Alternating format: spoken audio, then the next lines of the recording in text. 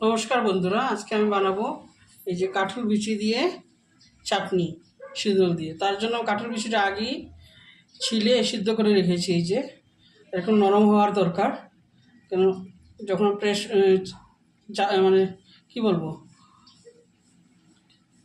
Tape টিপলে যেরকম এই মিহি হয়ে যায় আলু সিদ্ধর মতন।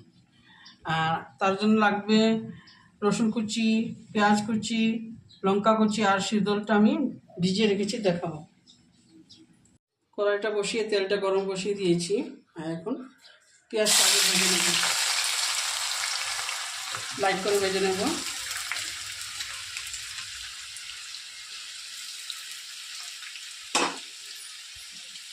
একসঙ্গে লবণ আর হলুদটা দিয়ে দেবো।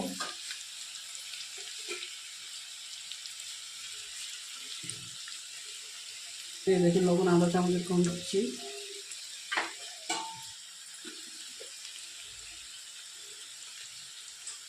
হলুদটা একটু দিয়েছি রংটা চেঞ্জ হওয়ার জন্য।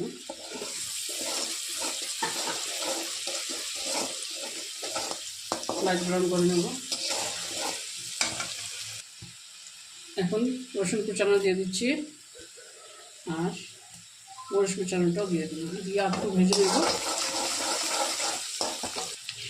এখন ওই যে সিঁদুরটা দিয়ে দেবো, সিঁদুরটা দিয়ে ভালো ভেজে নেবো। তারপরে কাঁঠাল বিচিগুলো যে আর ভাঙ্গা করে রেখেছি দিয়ে নাড়াচাড়া করে দেবো।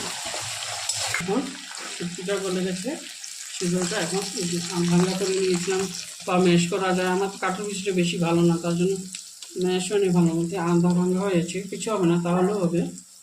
দিয়ে পরের মধ্যে দিয়ে এখন নাড়াচাড়া করবো।